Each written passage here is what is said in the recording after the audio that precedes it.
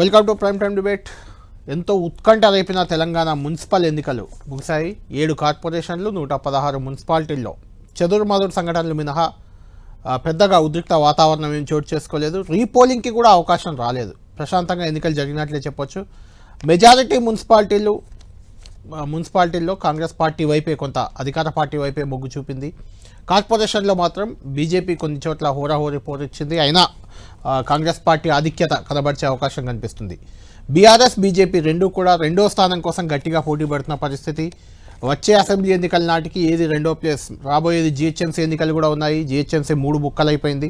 ఆ 3 కార్పొరేషన్లు మల్కాజ్గిరి, సైబరాబాద్, హైదరాబాద్ కార్పొరేషన్లకు విడివిడిగా మేయర్లు, డిప్యూటీ మేయర్లు వస్తారు. విడివిడిగా ఎన్నికలు ఉంటాయి. ఎన్నికలు ఒకేసారి జరుగుతాయి. అంటే దాదాపు 52 లక్షల మంది ఓటర్లు ఈరోజు తీర్పిస్తే దాదాపు 1 కోటి వరకు జనాభా ఉన్న ఈ 3 కార్పొరేషన్లో ఎన్నికలు ఇంకా ఇంట్రెస్టింగ్గా మారే అవకాశం ఉంది. దానికి ఇది గ్రౌండ్ ప్రిపరేషన్గా చూడాలి. ఈ ఎన్నికల ఫలితాలు ఎలా ఉండబోతున్నాయి ఎల్లుండి తేలనుంది.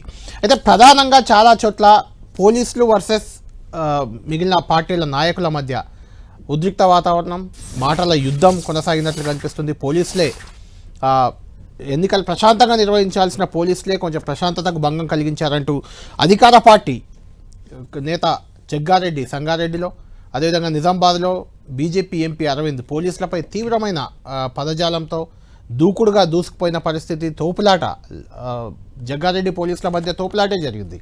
ఇలాంటి సంఘటనలు మినహా మిగిలిన చోట్ల కరీంనగర్లో కొంత బీజేపీ కార్యకర్తలపై అక్కడ చిన్నగా లాఠీచార్జ్ జరిగింది. జగిత్యాల మున్సిపాలిటీలో కూడా ఎంఐఎం బీఆర్ఎస్ మధ్య కొంత ఉద్రిక్తత. జగిత్యాల్లో కూడా ఎంఐఎం బీఆర్ఎస్ మధ్య. బాల్కొండలో ఓ కానిస్టేబుల్ కాంగ్రెస్ కోటు వేయమని చెప్తున్నారంటూ ఆయన్ని బీఆర్ఎస్ బీజేపీ అభ్యర్థులు నిలదీసిన సందర్భం. మంచిర్యాలలో కూడా బీఆర్ఎస్ ఎమ్మెల్యే బాల్క సుమన్ అంబేద్కర్ ఎదుట నల్ల కండువాతో నిరాహార దీక్ష చేయడం, ఇలాంటి కొన్ని నిర్మల్ జిల్లా కేంద్రంలో కూడా కొంత బీఆర్ఎస్ కాంగ్రెస్ మధ్య వాతావరణం హైటెన్షన్ క్రియేట్ అయింది.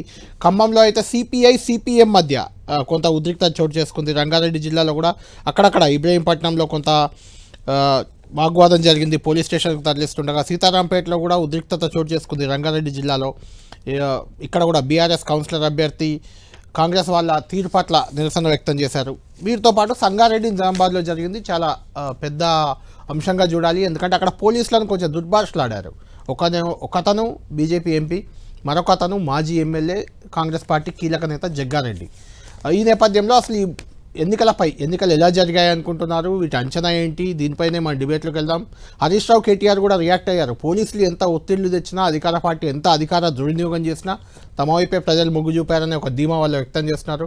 మాతో పాటు డిబేట్లు జాయిన్ అవుతున్నారు కాంగ్రెస్ పార్టీ నుంచి సామ రామ్మోహన్ రెడ్డి గారు, అదేవిధంగా బీజేపీ నుంచి ఆ పార్టీ అధికార ప్రతినిధి విఠల్ గారు, బీఆర్ఎస్ నుంచి కాసేపట్లో జాయిన్ అవుతారు క్రిషాంక్ గారు కూడా జాయిన్ అవుతారు. క్రిషాంక్ గారు కూడా జాయిన్ అయ్యారు, మనకు లైవ్లో జాయిన్ అయ్యారు. క్రిషాంక్ గారు బీఆర్ఎస్ పార్టీ నుంచి కూడా మనకు లైవ్లో అందుబాటులో ఉన్నారు. డిబేట్లోకి వెళ్ళే ముందు సామరామన్ రెడ్డి గారు, మీకు జగ్గారెడ్డి విజువల్ ఒకటి చూపిస్తాను, విఠల్ గారు మీకు అరవింద్ విజువల్ ఒకటి చూపిస్తాను, ఆ తర్వాత డిబేట్లోకి వెళ్దాం.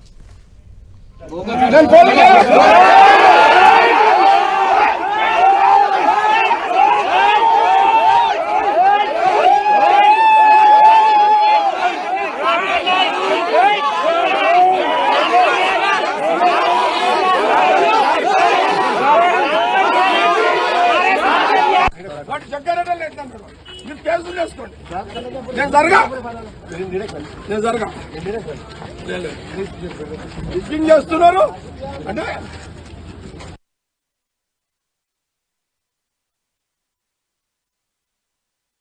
behave yourself.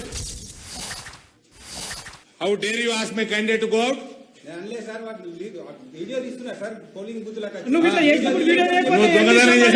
నువ్వు చెప్తారు కదా మా మీద ఏం చేస్తున్నావు మరి? క్యాండిడేట్ బయట ఎట్లా పంపుతారు? ఏం ఎవడాడు మరి? పోలీసు వాడు బయట పంపింది, ఒళ్ళు బలిసిందా? 287 ఏది బూత్ ఇదేనా? కన్ను నెత్తికేకినాయి దిమాగ్ రే. నువ్వు లోపడు నువ్వు బయటికి రాగరా. రైట్, రామ్మోహన్ రెడ్డి గారు ముందు మీరు చెప్పండి. జగ్గారెడ్డి గారు మాజీ ఎమ్మెల్యే, సంగారెడ్డి అసలు ఎన్నికల ప్రచారం కూడా చేయను, నా భార్యనే చేస్తుంది, నేను పోనన్నాడు. మళ్ళీ ఎందుకు అక్కడ ఈరోజు అంతా జగ్గారెడ్డి గారిదే అలచల్ ఉంది. అంటే అధికార పార్టీ జనరల్గా అధికార పార్టీ పోలీసులు అది మీ అధికార పార్టీ అంటే అధికారంలో ఉన్న వాళ్ళకే మద్దతు ఇస్తారు అనుకుంటారు. ఏం జరిగింది అక్కడ సంగారెడ్డిలో? రిగ్గింగ్ అవుతుంది అని జగ్గారెడ్డి చేయడం ఆరోపణ ఏంది? ఎవరు రిగ్గింగ్ చేశారు? బీజేపీయా బీఆర్ఎస్ఆ ఏంటి అది?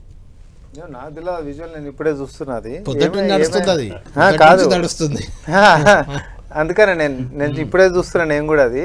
అంటే పోలీసులపై ఆ రకమైన భాష అంటే పోలీసులపై నమ్మకం లేదా అధికార పార్టీకి? అసలు కాదు, పోలీసు వాళ్ళు జగ్గారెడ్డి గారి దగ్గరికి ఎందుకు పోయారు? జగ్గారెడ్డి గారే పోలీసు వాళ్ళ దగ్గరికి పోయారు. ఆయన పోతుంటే పోలీసు బూత్లకు పోతుంటే ఆపుతున్నారు. వాళ్ళు ఆపుతే ఇది తోసుకొని వెళ్తున్నాడు. జగ్గారెడ్డి దగ్గర పోలేదు పోలీసులు. మా జగన్ జనరల్ గా ఫెరోష్ చేసుకుంటాడు. ఎందుకనంటే ఆయన చుట్టుముట్టు ఎప్పుడు జనాలు ఉంటుంటారు. మరి ఈ రోజు ఎక్కడ కామన్ గా అయినా పోయినా కూడా ఎక్కడికైనా పోతుంటే మరి ఎన్నికల ఉల్లంఘన కిందకి ఏదైనా వస్తుంది. డబ్బులు పంచడం అలవాటు. ఎన్నికల కోడ్ ఉందని నిన్న కూడా కేసు అయింది. అంటే వాస్తవాన్ని కూడా జగ్గారెడ్డి అన్న గురించి తెలిస్తే మన అందరికి ప్యానల్ ఉన్న వాళ్ళందరూ కూడా తెలుసు. నార్మల్ గా కూడా ఆయన ఎప్పుడైనా గాంధీ భవన్ వచ్చినా ఎక్కడికైనా పోయినా కూడా నార్మల్ గా ఆయన జేబులో సో ఆ అలవాట్ల పొరపాటు ఆయన పాపం పేదోడు కనిపించగానే బతుకురా అని చెప్పి ఇచ్చేసేటటువంటి అలవాటుతోటి గిట్ట ఉంటే అది ఎన్నికల నియమావళికి ఉల్లంఘించిన దాని కిందకి వస్తుందని పోలీసు వాళ్ళు ఏమైనా జాగ్రత్త చెప్పే ప్రయత్నం జరగవచ్చు. నేను ఆ విషయాన్ని కాదు, కానీ ఇప్పుడు మీకు కూడా తెలుసని మీరు అంటారు, ఇక్కడ ఉన్న వాళ్ళందరూ కూడా తెలుసు. ఉద్దేశపూర్వకంగా డబ్బులు పంచి ఓట్లు కొనాలి అనేటటువంటి దానికి ఎన్నికల నియమావళి అడ్డం వస్తుంది. కానీ ఏ ఉద్దేశం లేకుండా కూడా జనరల్ గా ఉండి ఓ పేదోడు కనిపిస్తే తినడానికి ఇచ్చేటటువంటి డబ్బులకి ఓట్లకు దీనికి సంబంధం లేదు. ఓట్ల అసలు ఓటు కంటే ఎక్కువ ఉంటే కూడా నేనేమంటున్నా, అసలు ఆ ఓటు ఉందా లేదా మనుషులకు అనేది కూడా మనకు తెలియదు ఆ విజువల్స్ లలో. ఎందుకనంటే ఆ చాయ్ డబ్బా దగ్గర చూసిన మగాడివి అయితే నువ్వు బయటకు రారా అంటూ సిఐని సవాల్ చేస్తున్నాడు. సిఐని బీఆర్ఎస్ సిఐ అంటున్నారు. ఏందో మరి అది నాకు అన్నాడా ఇప్పుడు ఆ వీడియో ఏమో మరి నేను వినలేదు. అయితే sir what ever it may be police వాళ్ళు ఏమో వాళ్ళ జాగ్రత్తలు తీసుకోవాలనే ప్రయత్నం వాళ్ళు చేస్తుండొచ్చు. కొంచెం అఫెన్స్ గా ఫీల్ అయ్యి జగ్గారెడ్డి గారు ఎన్నికలు జరిగాయి ఏమనిపిస్తుంది? స్వీప్ కాంగ్రెస్ స్వీప్ చేస్తాం ఎంత 100%, 80% కొడతాం. 80% మున్సిపాలిటీలో 80 అని నేను అంటలేను, 80% అని నేను అంటున్నా. ఖచ్చితంగా మేము కొడతాం. కార్పొరేషన్స్లలో కూడా మేము కొడతాం. ఎందుకంటే ప్రజల్లో చాలా స్పష్టంగా ఈరోజు మనకు కనిపించింది. మా యొక్క పిసిసి అధ్యక్షులు మహేష్ కుమార్ గౌడ్ గారు కూడా అదే నమ్మకంతో ఆయన కూడా చెప్పడం జరిగింది. సరే, ఎందుకంటే ప్రజల్లో ఎవరు బీజేపీ బీఆర్ఎస్ ఎన్ని చెప్పినా ఇస్తున్నటువంటి సంక్షేమాలు అందుకుంటున్నటువంటి ప్రజానీకం గుర్తుపెట్టుకోరు అనేటటువంటి తప్పు మనం ఎన్ని మాట్లాడినాం. సరే, మా ప్రభుత్వము జనరల్ గా ఇచ్చినవి గుర్తుపెట్టుకుంటారు. ఇచ్చిన దానికంటే ఇస్తామని ఇవ్వని వాటిని ఇంకా ఎక్కువ గుర్తు పెట్టుకుంటారు కదా. అంటే దానికంటే ఎక్కువ 10 సంవత్సరాలు మున్సిపాలిటీలలో బీఆర్ఎస్ పార్టీ ఉంది, 12 సంవత్సరాల సంది బీజేపీ కేంద్రంలో ఉండేది ఉంది. ఇప్పుడు కొత్త దుకాణం ఏం కొత్త తెరిచేదేం లేదు. ఆల్రెడీ వీళ్ళకి ఇన్ని సంవత్సరాలు అవకాశం ఇచ్చారు కదా. ఇప్పుడు మనకు అవకాశం ఇస్తే రాష్ట్రంలో ప్రభుత్వంలో ఉంటున్నటువంటి కాంగ్రెస్ పార్టీ ఇంకా వెసులుబాటుగా దీర్ఘకాలిక సమస్యలు ఏమైనా ఉంటే పరిష్కరించనీకే దాని యొక్క ప్రాతినిధ్యం వహించేటటువంటి పార్టీ నేతలు ఉంటే సౌకర్యవంతంగా కూడా ఉంటది అనేటటువంటిది కూడా జనరల్ గా ఉంటది. ఎక్కడ 100%. ఇప్పుడు సహజంగా కళ్యాణ్ అన్న అధికార పార్టీకి ఇన్ జనరల్ మొగ్గుంటుంది. ఇప్పుడు సెకండ్ ప్లేస్ ఇవ్వాలి అనేది ప్రధాన చర్చ. అనేది ఏంటంటే డెఫినెట్ గా అధికార పార్టీ కొంత ఎడ్జ్ ఉంటుంది ఖచ్చితంగా. ఎందుకంటే స్టేట్ ఎలక్షన్ కమిషన్ లెక్క పెడితే డిస్ట్రిక్ట్ కలెక్టర్, ఎస్పీ, సిఐ, ఎస్ఐలు ఎందుకు 2020లో ఎన్నికలు జరిగినాయి కదా, 95% బీఆర్ఎస్. ఎగ్జాక్ట్, నేను అదే చెప్పాను. మున్సిపాలిటీలు అన్ని బీఆర్ఎస్. లోకల్ బాడీ సహజంగా ఏంటంటే అధికారంలో ఎవరు ఉంటే వాళ్ళకు ఎడ్జ్ ఉంటుంది కొంత. ఎందుకంటే లేకపోతే ఇంకా 2-3 ఏళ్ళ గవర్నమెంట్ ఉంటుంది, అపోజిషన్కి వేస్తే ఏం లాభం? డెవలప్మెంట్ ఆస్పెక్ట్లో ఏదైనా మళ్ళీ ఫండ్స్ తెచ్చుకోవాల్సిన స్టేట్ గవర్నమెంట్ నుంచి. కాబట్టి ఆ ఎడ్జ్ సహజంగా 5-10% యాడ్ అవుతుంది. ఎంత తీవ్రమైన వ్యతిరేకత ఉంటే తప్ప. గతంలో మీరు అన్నట్టు గతంలో కూడా బీఆర్ఎస్ పార్టీ అధికారం ఉన్నప్పుడు అంటే గత దశాబ్ద కాలంలో 90%, 95, కొన్ని సందర్భాల్లో 100 కూడా మొత్తం వాళ్ళే ఆల్రెడీ. కానీ అవుట్ రైడ్ గా 23కి వచ్చేసరికి స్వీప్ అయిపోయింది కదా. సహజంగా లోకల్ బాడీస్ అనేది మెయిన్ స్ట్రీమ్ ఎలక్షన్స్ కి ఇది ఎగ్జాంపుల్ గా తీసుకోలేము మనం సహజంగా. అయితే ఇప్పుడు నా అభిప్రాయం ఏంటంటే ఈ అంచనాలకు సర్వేలకు మా రాము చెప్పిన దానికి చాలా డిఫరెంట్ ఎలక్షన్స్ జరిగినాయి. 100% triangle elections, one side elections ఏం కాలేదు. డెఫినెట్ కాంగ్రెస్ కొంత ఎడ్జ్ ఉంటుండొచ్చు, కానీ మెజారిటీగా ఊహించని ఫలితాలు ఇవాళ రాబోతున్నాయి. బీజేపీకి ఎవరు ఊహించారు బీజేపీ ఇంత సమర్థవంతంగా ఇంత ఓట్ బ్యాంక్ పెంచుకున్నదా ఉత్తర అనేటువంటి తెలంగాణలో కనిపించింది బీజేపీ ఉత్తర తెలంగాణలో ఉత్తర తెలంగాణలో కాంగ్రెస్ కి కొన్ని ఏరియాలో బీఆర్ఎస్ కాంగ్రెస్, కొన్ని ఏరియాలో బీజేపీ కాంగ్రెస్ లేదా బీజేపీ బీఆర్ఎస్ తోటి కూడా ఉన్న సందర్భాలు ఉన్నాయి. మాకు వీక్ ఎక్కడంటే మొదటి నుంచి కూడా మేము అంచనా వేసుకున్నాం. నల్గొండ, ఖమ్మం జిల్లాలో కొంత వీక్ ఉన్నాం. ఇంకా మాకు పుంజుకోలే, ఆ ప్రాంతానికి మేము వెళ్ళలేకపోయినాం. సో సహజంగా డెఫినెట్ గా ఊహకందని రిజల్ట్స్ ఇవాళ బీజేపీకి డెఫినెట్ గా రిజల్ట్స్ సెకండ్ వచ్చే ఛాన్స్ ఉందా? చాలా నియోజకవర్గాలు వీఆర్ డిసైడింగ్ ఫ్యాక్టర్స్. కొన్ని ఏరియాస్ లో ఆల్మోస్ట్ స్వీప్ ఉంటుంది, రైట్. కొన్ని ఏరియాస్ లో మాత్రం వీఆర్ ది డిసైడింగ్ ఫ్యాక్టర్. ఎవరు మేయర్ కావాలంటే మేము డిసైడ్ చేయాలి. ఎందుకు అరవింద్ గారు అట్లా ఎవరు రావాడు అని అలాంటి భాషను ఎలా చూస్తారు? మరి క్యాండిడేట్ ఆపొచ్చా అన్న? క్యాండిడేట్ అనేవాడు పోలింగ్ బూత్ లోకి పోతాడు, రైట్. అధికార పార్టీ పోలీసులను అడ్డం పెట్టుకొని దుర్వినియోగం చేసి చాలా ఏరియాలో రిజల్ట్స్ కనిపిస్తున్నాయి కదా ఇవాళ. విజువల్ చూస్తే కెమెరా పట్టుకొని వాళ్ళందరినీ లోపల వీడియోలు తీయొద్దు కదా. ఆ క్యాండిడేట్ లోపలికి ఆపిండ్రు అనేది కదా అబ్జెక్షన్. లోపల వీడియో తీస్తుర్రు, మీరు చేస్తున్న పనులు నేను వీడియో తీస్తున్నాను అంటారు. కెమెరా అలౌడ్ కాదు సార్, సీసీ కెమెరా ఉందని లోపల అది బయట క్యాండిడేట్ అలౌడ్ చేయలేదని పోలీసు వాళ్ళు. అది అక్కడ అబ్జెక్షన్ తనది. సహజంగా అధికార పార్టీ యంత్రాంగాన్ని మొత్తం చేసుకుంటది, వాళ్ళ సపోర్ట్ గా తీసుకుంటది. చాలా ఏరియాలో కనిపించింది రిగ్గింగ్ గాని. నేను అంటున్న పాయింట్ ఏంటంటే విఠల్ గారు, మీరు తెలంగాణ మూవ్మెంట్ లో ఉన్నారు, అప్పుడు ఉద్యమంలో పోలీసుల మీద చాలా విమర్శలు చేసిన సందర్భాలు ఉన్నాయి. అంటే అక్కడ ఏమైందంటే మీరు జగ్గారెడ్డి గారు కానీ అరవింద్ గారు కానీ ఇలాంటి మాటలు, ఈవెన్ బీఆర్ఎస్ వాళ్ళు ఎలాగో వాళ్ళు ప్రతిపక్ష పార్టీ వాళ్ళు అంటూనే ఉంటారు, కానీ వీళ్ళ బిహేవియర్ వల్ల కామన్ ఓటర్లలో ప్రజలలో పోలీసులపై నమ్మకం పోయే అవకాశం ఉంటుంది. 100% పోయిందన్న, నమ్మకం పోగా కాదు పోయింది. గత బీఆర్ఎస్ ప్రభుత్వంలో ఇది ప్రారంభమైంది, ఇవాళ ఈ ప్రభుత్వంలో కూడా దాని పరాకాష్ఠకు చేరింది. కారణం ఏంటంటే ఒక సింపుల్ ఎగ్జాంపుల్ అన్న, ఎమ్మెల్యేలకి సంపూర్ణమైన అధికారాలు ఇచ్చారు. నాకు తెలిసి రేవంత్ రెడ్డి అన్న కూడా అదే పని చేస్తున్నారు. బీఆర్ఎస్ ఏం చేయాలి, ఎమ్మెల్యేలని డిసైడ్ చేస్తే సిఐని కానీ ఎస్ఐని కానీ ఆటోమేటిక్ గా ఈయన లెటర్ ఇస్తే తప్ప ఆ పోస్టింగ్స్ ఉండవు కదా. లోకల్ ఎమ్మెల్యే కానీ లోకల్ మంత్రి కానీ లెటర్ ఇస్తే పోస్టింగ్ ఉండదు. పోస్టింగ్ వచ్చినాక ఏం చేస్తాడు? సహజంగా స్వతంత్రత ఉండే, ఇండిపెండెంట్ ఉండడు అట్లా, ఎందుకంటే తనే తెచ్చుకుంటాడు కదా. ఉంటది కొంత భయభ్రాంతులకు గురి చేయడం కానీ, భయాలు సృష్టించడం కానీ, బెదిరించడం, ఇవన్నీ సహజంగా పోలీసుల ద్వారా చేస్తుంటారు ఎలక్షన్ సందర్భంలో. రైట్. కిషాన్ గారు, ఇప్పుడు జరిగిన 116 మున్సిపాలిటీలు, 7 కార్పొరేషన్లు, దాదాపు 100కు పైగా మున్సిపాలిటీలు సిట్టింగ్ మీ చేతులు ఉన్నాయా? అంటే అధికారంలోకి వచ్చాక మారిపోయాయి, అది వేరు విషయం. కాంగ్రెస్ గెలిచేంత వరకు, కాంగ్రెస్ అధికారంలోకి వచ్చేంత వరకు మీ చేతులు ఉన్నాయి 100 మున్సిపాలిటీలకు పైగా. 7 కార్పొరేషన్లో దాదాపు అంతకుముందు మున్సిపాలిటీలు ఇప్పుడు కార్పొరేషన్లు అయ్యా, అవి మీయే. ఏంటి ఇప్పుడు రిజల్ట్ మీకు ఏమనిపిస్తుంది? ఏం జరగబోతుంది? బీఆర్ఎస్ పరిస్థితి ఏంటి? కనీసం 2వ స్థానానికన్నా వస్తుందా? కళ్యాణ్ గారు, దాంట్లో ఎలాంటి డౌట్ లేదు. ఒకటి గమనించండి, కాంగ్రెస్ మేము అధికారంలో ఉన్నప్పుడు కాంగ్రెస్కి 8 మున్సిపాలిటీలు వచ్చినాయి. సో దానికంటే ఒక్క నంబర్ ఎక్కువ వచ్చినా కూడా మేము బోనసే ఖచ్చితంగా వస్తాయి. దానికంటే ఎక్కువ వచ్చినా మేము బోనసే ఖచ్చితంగా. ఎందుకు అని అంటే ఇలా జనరలీ అందరు కూడా, మీరు ఆల్రెడీ వాళ్ళు ఇద్దరు కూర్చున్న వాళ్ళు కూడా మాట్లాడేసిండ్రు, కాంగ్రెస్ అధికారంలో ఉన్నది కాబట్టి వారు క్లియర్ గా చెప్పకనే చెప్తున్నారు ఏంటిదంటే, మాకు ఓటేస్తే మీకు చేస్తాము, లేకపోతే మీకు చెయ్యము, ఏ మున్సిపాలిటీ అయితే మాకు చేయదు మేము వాళ్ళని పక్కన పెట్టేస్తాము అన్నట్టే అంటున్నారు. అభివృద్ధి మేము చేయాలంటే మాకే వేయాలి అనేది వాళ్ళు చెప్తున్నారు. అదే జనాల్లోకి తీసుకొని పోయిండ్రు. ఇంకొకటి ప్రధానంగా అంటే అక్కడ కూర్చున్నది కూడా అల్లాటప్ప వ్యక్తి కాదు మిత్రులు, మీడియా విభాగం చైర్మన్. మీడియా విభాగం చైర్మన్ గారే జగ్గారెడ్డి గారి వీడియో చూడలేదు అని చాలా దాన్ని సైడ్ లైన్ చేసేసారు కదా, చాలా లైట్ గా తీసేసుకున్నారు కదా. పొద్దుటి నుంచి అది నడుస్తున్నది. ఏ విధంగా ఆ బూతులు మనం మాట్లాడుకోలేము. తల్లులను ఉద్దేశించి వాళ్ళను, ఒక సిఐని, హోమ్ గార్డ్లను, కానిస్టేబుల్ అని తిట్టిరు కదా. పోలీస్ ఆఫీసర్స్ అసోసియేషన్ ఏమో ఏం చేస్తలేదు మరి దీని విషయం మీద. చాలా తొందరగా లేఖలు, ప్రకటనలు ఖండిస్తూ విడుదల చేస్తారు కదా.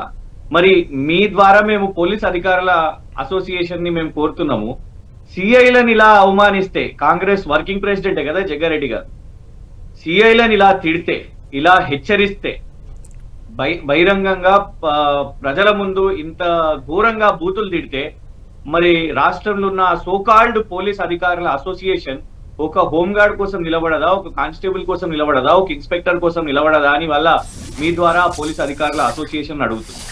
ఇంకొకటి, ఈ ఎలక్షన్ అనేది మీరు గమనిస్తే వాళ్ళు చెప్తున్నారు కదా 10 సంవత్సరాలు 2 సంవత్సరాలు అంటే, ఆ 10 సంవత్సరాల అజెండాను మేమైతే ముందు పెట్టాం, కానీ 2 సంవత్సరాల్లో వాళ్ళు చేసింది ఏంటిది?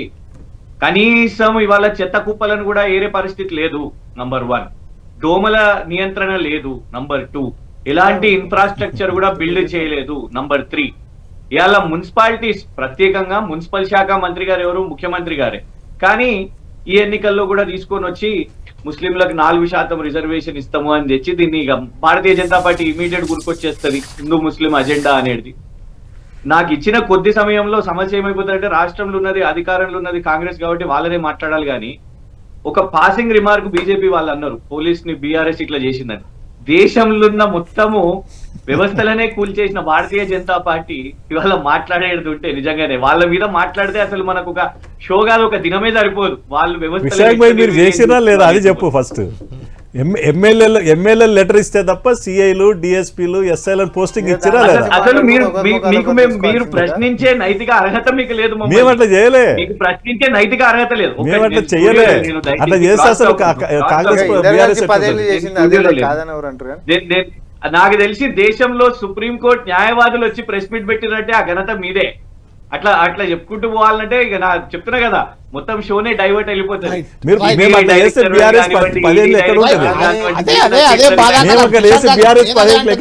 దేశంలో అయినా రాష్ట్రంలో అయినా వ్యవస్థలన్నింటినీ కేంద్రం లేదా అధికారంలో ఉంటే వాళ్ళ వైపు అని, రాష్ట్రంలో అధికారంలో ఉంటే వీళ్ళ వైపు అని అలా మాట్లాడుకునే పరిస్థితే ప్రజలకు నమ్మకం పోయేలా చేస్తుంది అనేది వ్యవస్థల మీద నమ్మకం పోతుంది. ఇప్పుడు పోలీస్ నిజాయితీగా ఉన్నా అధికార పార్టీకి తొత్తుగా ఉంటుండేమో అని అనుమానం వస్తుంది ఎంత నిజాయితీగా ఉందని అనేది.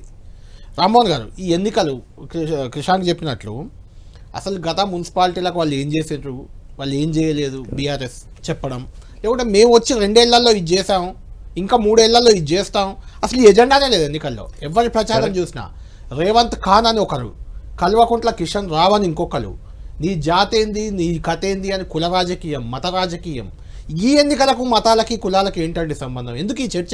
అంటే దీన్ని మీరు ఒక మీడియా కమిటీ అంటే మీడియాలో ఏమొస్తుంది, మీడియాకి ఏం కావాలి, మీడియా నుంచి జనానికి ఏం కావాలి మీకు బాగా తెలుసు. అసలు ఇలాంటి ప్రచారం అవసరమా ఈ ఎన్నికల్లో? ఇప్పుడు ఒకటి ప్రతిపక్షాలు అనేటివి ఏం చేయాలి, ఒకవేళ 2 ఏళ్ళ సందిగిట మేము చేయకపోతే మేము చేయలేనటువంటి అంశాల మీద వాళ్ళు లేవనెత్తాలి. బీఆర్ఎస్ అయినా బీజేపీ అయినా ఒక్కసారైనా సమస్యల మీద మాట్లాడినా బూతులు మాట్లాడు లేకపోతే వ్యక్తిగత దూషణలు తప్ప 10 ఏళ్లలో మేము చేసినాం ఇది అనేటటువంటి వాళ్ళు ఏ రోజన్నా చెప్పిరా? పోనీ 2 ఏళ్లలో మేము ఇది చేయలేదు అనేటటువంటి అంశమన్నా లేవనెత్తిరా? ఎందుకు లేవనెత్తలే అంటే 10 ఏళ్లలో వాళ్ళు చేసింది ఏం లేదు, 12 ఏళ్లలో వీళ్ళు ఒరగబెట్టింది ఏం లేదు. కాబట్టి మేము 2 ఏళ్లలో 17,000 కోట్ల రూపాయలు ఖర్చు పెట్టిన అంశం జనాలకు పోతే ఆయనతో ఓట్లు ఇల్లారు ఇద్దరికి కూడా రావని చెప్పి ఆ అంశాన్ని పక్కదారి పట్టించి ఒక ఆయననేమో రేవంత్ ఖాన్ అని చెప్పి పేరు పెట్టిండి, ఇంకొక ఇష్టం వచ్చినట్టు మాట్లాడబట్టే. మీకు ఒక అప్డేట్, జగ్గారెడ్డి కామెంట్లను ఎన్నికల కమిషన్ చాలా సీరియస్గా తీసుకుంది. ఆయనకు నోటీసులు ఇచ్చేందుకు కూడా రెడీ అవుతున్నట్లు మనకు తెలుస్తుంది. కేసు నమోదు చేయాలని రిపోర్ట్ ఇవ్వాలని కూడా సంగారెడ్డి ఎస్పీకి ఆదేశించింది ఎన్నికల సంఘం. ఇది కొంత మంచి పరిణామమే. అంటే ప్రజల్లో నమ్మకం కలిగించేలా,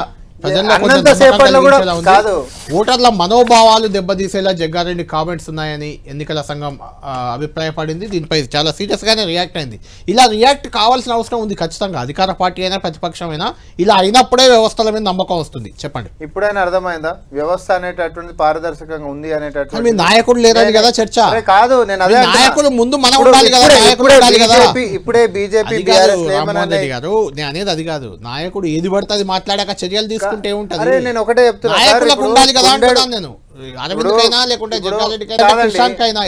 116 మున్సిపాలిటీలు 7 కార్పొరేషన్లు అంటే ఒక బిందెడు నీళ్ళలో 1-2 సుక్కలు అనేటటువంటిది అక్కడక్కడ చెదురుగడు గట్టలు కనిపిస్తాయి.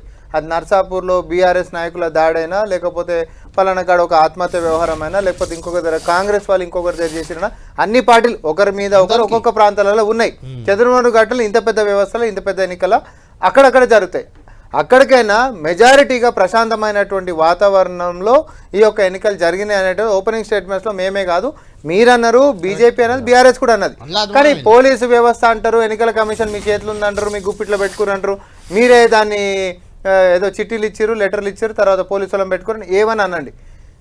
ఎన్నికల కమిషన్ పారదర్శకంగా పనిచేసేటటువంటి విధానానికి మేము ఏ రోజు కూడా మేము అడ్డుపడలే. దాన్ని ఇన్ఫ్లుయెన్స్ చేసేటటువంటి ప్రయత్నాలు కూడా మేము చేయలే. ఇప్పుడు మనం మాట్లాడుతుంటే మీరే అంటున్నారు. సో ధర్మపురి అరవింద్ మీద కూడా సేమ్ ఎన్నికల కమిషన్ అట్లనే గుస్సాయి నోటీస్ కూడా పంపించేసేటటువంటి ఆస్కారం ఉండాలి, ఉంటది కూడా నేను అనుకుంటాను. ఎందుకంటే ఇక్కడ ఒక నీతి అక్కడ ఒక నీతి అనేటట్టు ఎన్నికల కమిషన్ ఏం చేయదు. అది ఎవరైనా బీఆర్ఎస్ నేతలు ఇంకెక్కడన్నా కూడా అట్లాంటి చంద్రబాబు ఘటనలకు పాల్పడితే వాళ్ళ మీద కూడా జరగాలి. ఎందుకంటే ఎన్నికల కమిషన్ స్వతంత్రంగా వ్యవహరించేటటువంటి తీరు పార్టీల గుర్తులతో సంబంధం లేదు. ఇంటి పేర్లు మార్చడం ఏంది, పేర్ల చివర్ల తోకలు మార్చడం ఏంది, కల్వకుంట్ల కిషన్ రావు అని రేవంత్ రెడ్డి అనడు, రేవంత్ ఖాన్ అని కిషన్ రెడ్డి అనడం ఏంటి? ఫస్ట్ రేవంత్ ఖాన్ అని చెప్పి వాళ్ళు మాకు పేరు పెట్టారు. ఎందుకు మహేష్ కుమార్ గౌడ్ అందుకని రేవంత్ ఖాన్ అని చెప్పి ఒక రాజకీయ రంగు మతపరం మీదకి తీసుకొని వచ్చి కాంగ్రెస్ అంటే మైనారిటీలు అంటే కాంగ్రెస్ అనేటటువంటి ఒక జనాలకు ఇంప్రెషన్ ని రుద్దేటటువంటి ప్రయత్నం వాళ్ళు చేశారు. దాన్ని కూడా మేము చాలా పాజిటివ్ గా తీసుకొని మీకు నచ్చిన పేరు ఇవ్వండి, రేవంత్ ఖాన్ అనండి, రేవంత్ గౌడ్ అనండి, రేవంత్ ముదిరాజ్ అనండి, రేవంత్ నడ్డా అనండి, రేవంత్ మోడీ అనండి, రేవంత్ షా అనండి, కానీ మీకు నచ్చిన పేరు ఇవ్వండి. కానీ కేంద్ర బడ్జెట్ లో తెలంగాణకు నిధులు కూడా ఇవ్వండి అన్నాం. అది మాత్రం చేతగాలి, పేర్లు మాత్రం ఇచ్చారు. రేవంత్ అన్ననే జూబ్లీహిల్స్ ఎలక్షన్స్ లో కాంగ్రెస్ అంటే ముస్లింస్ అంటే కాంగ్రెస్ ఆయనే స్టార్ట్ చేసిండు అక్కడ. అవును, ఆ తర్వాత కదా పేర్లు వచ్చినాయి. కాంగ్రెస్ అంటే గౌడ్స్ అంటే కాంగ్రెస్, మీరు పెట్టుకున్నారు, మీ నాయకుడు పెట్టుకున్నారు. కాంగ్రెస్ అందరితో అన్నాం మేము. మమ్మల్ని మా కిషన్ రెడ్డి గారు అంటే సర్వ కులాలను కూడా ఎవరన్నారు ఫస్ట్? రేవంత్ అన్న కళ్యాణ్ ఎవరన్నారు? అటువంటిప్పుడు వాళ్ళు కూడా హిందూ అంటే బీజేపీ కిషన్ రావు అని ఫస్ట్ పేరు ఎవరు పెట్టిరన్న? రేవంత్ రెడ్డి గారు. ఆ తర్వాత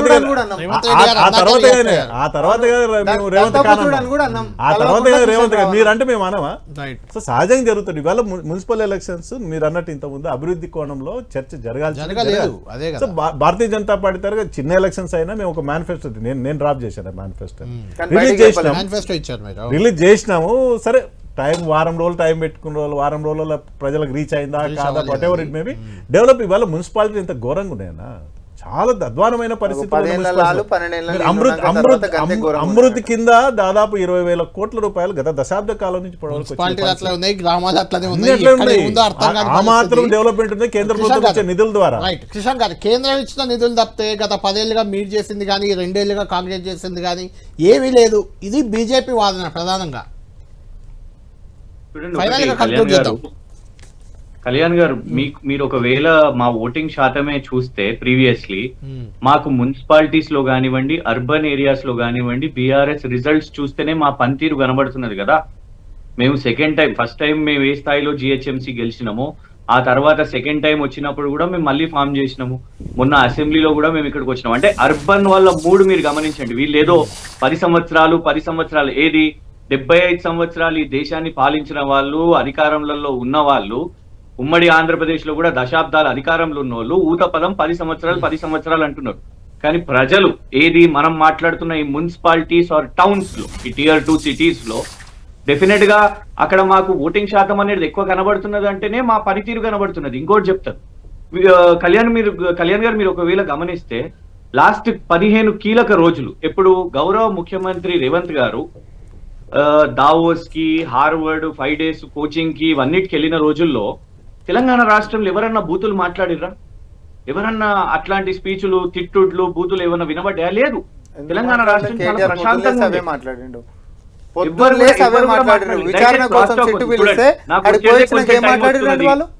పొద్దున్నే మనిషి ఉన్నా మనిషి లేకపోయినా మాట్లాడారు. కళ్యాణ్ గారు ప్లీజ్ ఐ రిక్వెస్ట్, నాకు ఒకటేమో స్క్రీన్ లో ఏం కనబడతలేదు కూడా, మొత్తం బ్లాక్ స్క్రీన్ చూసి మాట్లాడుతున్నా నేను. సో నా రిక్వెస్ట్ ఏంటంటే వాళ్ళు ఇప్పటి వరకు డైవర్ట్ చేస్తారు. నేను మళ్ళా ఇదే టాపిక్ కి నేను తీసుకొని వస్తున్నాను. మేము సింగరేణి బొగ్గు కుంభకోణం గురించి మాట్లాడినాం. మేము వీళ్ళు ఎత్తిన పొంగులేటి శ్రీనివాసరెడ్డి గారు జిల్లాల పునర్విభజన ఇవన్నీ గురించి కమెంట్ చేశారు కదా, వాటిని తీసుకొని పోయి క్యాంపెయిన్ చేసింది. మేము డెవలప్మెంట్ గురించి మాట్లాడినాం, విద్యుత్ కోతల గురించి మాట్లాడినాం. రకరకాల అంశాలు ఈ చర్చకు వచ్చినాయి, రాలేదని కాదు. రేవంత్ గారు వచ్చిన రోజే ఫస్ట్ స్పీచే నాకు తెలిసి కమ్యూనిస్టుల సమావేశం అనుకుంటా, ఆ రోజు ఈవినింగ్ అదొక సమావేశం, సుదర్శన్ రెడ్డి గారి సమావేశంలో అక్కడ తిట్టడం మొదలు పెట్టిండ్రు. నెక్స్ట్ డే మొదటి ఉపన్యాసంలోనే కేసీఆర్ గారిని రా అనే దాకా పోయి, నీ జాతి ఏంది నువ్వేంది అనే దాకా పోయి మొత్తం ఇక వెల్మ జాతిని తిట్టడం.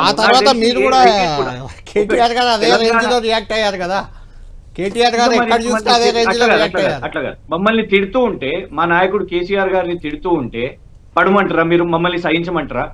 మేము ఆ 15 days కూడా మీరు రికార్డ్ చూడండి, మీరు ఎక్కడన్నా కూడా ఆ 15 days రేవంత్ రెడ్డి గారిని మేము ఎక్కడన్నా కూడా ఈ భాషలో కేటీఆర్ గారు ఎందుకు రెస్పాండ్ అవ్వాల్సిన అవసరం వచ్చింది? రెస్పాండ్ అవ్వగానే వీళ్ళు చూసిండ్రా ఇట్లా మాట్లాడుతున్నారు అట్లా మాట్లాడుతున్నారు, ఎన్నికల కమిషన్ కి కంప్లైంట్ ఇస్తారు, ఇవన్నీ దాని మీద చర్చలు పెడతారు. మరి రేవంత్ గారు Right. అడుగుదాం. వయసులో Final పెద్ద- అయిపోయింది. నీకు- Time నీకు లేదు ఒక్క నిమిషం, మనకు. ఒక్క నిమిషం, కృష్ణ కళ్యాణ్ గారు, అడుగుతాను. ఒకటే 10 సెకండ్స్ కళ్యాణ్ గారు. ఆ. నీకంటే ముందు 10 సంవత్సరాల ముఖ్యమంత్రి అని మీకు గౌరవం లేదు కావచ్చు, ఉద్యమకారుడు అని గౌరవం లేదు కావచ్చు, కానీ వయసులో మీరు 56 సంవత్సరాలు అంటే వారు 72 సంవత్సరాలు కాబోతున్నారు ఇంకో 10 రోజుల్లో. వారిని పట్టుకొని మీరు రా అనడము Right. ఎంతవరకు కరెక్ట్ అదే అండి? అడుగుతాను. రామ్మోహన్ గారు, అంటే ఏంటి అంటే ముఖ్యమంత్రి గారు నిజంగా మాట్లాడిన అంశాలపై చాలా మందికి భిన్న అభిప్రాయాలు ఉన్నాయి, ఇంక్లూడింగ్ కాంగ్రెస్ పార్టీలో కూడా.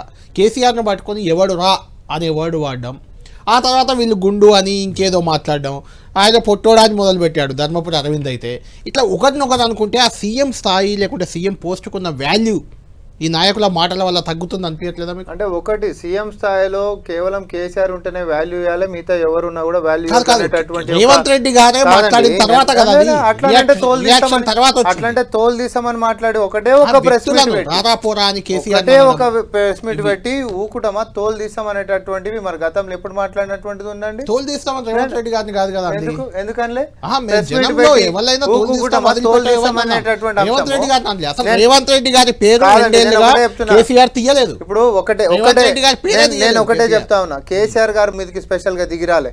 రాలేదు. Give respect take respect. నేను ఇంకోటి కూడా చెప్తున్నా, కేసీఆర్ గారిని మాటలు అనిపిస్తున్న దానికి గల కారణం కేటీఆర్ గారే. ఆయన నోటి మాటలు కూడా ఆయనను కాదు, వాళ్ళ తండ్రి మాటలు అనిపిస్తున్నది, అది కూడా చెప్తా ఉన్నా. ఎందుకనంటే ఇప్పుడు ఒక దగ్గర కాగదు అది. అంటే నేను అనేది- ఎందుకంటే నేను అన్న ముఖ్యమంత్రి పాయింట్ స్థాయిలో ఏంటంటే రామ్మోహన్ గారు, ఉన్నప్పుడు- ఇలాంటి సరే, టాపిక్స్ తెచ్చి అసలు విషయం అంటే ప్రజా సమస్యలు ప్రజలకు ఏం కావాలో దాన్ని తప్పుదారి ఎవరెత్తాలి పట్టియాలన్నా. ఎవరెత్తాలి ప్రజా సమస్యల గురించి మాట్లాడదామంటే అసెంబ్లీకి ఏం చెప్పాలి, వెళ్ళిపోయినరు. అసెంబ్లీకి రానే రాలే, అటెండెన్స్ లేదు, అటెండెన్స్ నిల్లు, ప్రతిపక్ష నాయకుడు యొక్క రెస్పాన్సిబిలిటీ నిల్లు. రైట్ వింటారు కదా. వాళ్ళు ఇప్పుడు పాత్రనే పోషిస్తలేరు నిజంగా కదా అది. ఇప్పుడు ఈ గత 2-3 సంవత్సరాలు అంతకుముందు కూడా ఉన్నాయి. ఈ 2-3 సంవత్సరాల్లో తిట్ల పురాణాలు బాగా వింటున్నారు ప్రజలు. అది దురదృష్టం రాజకీయాల్లో.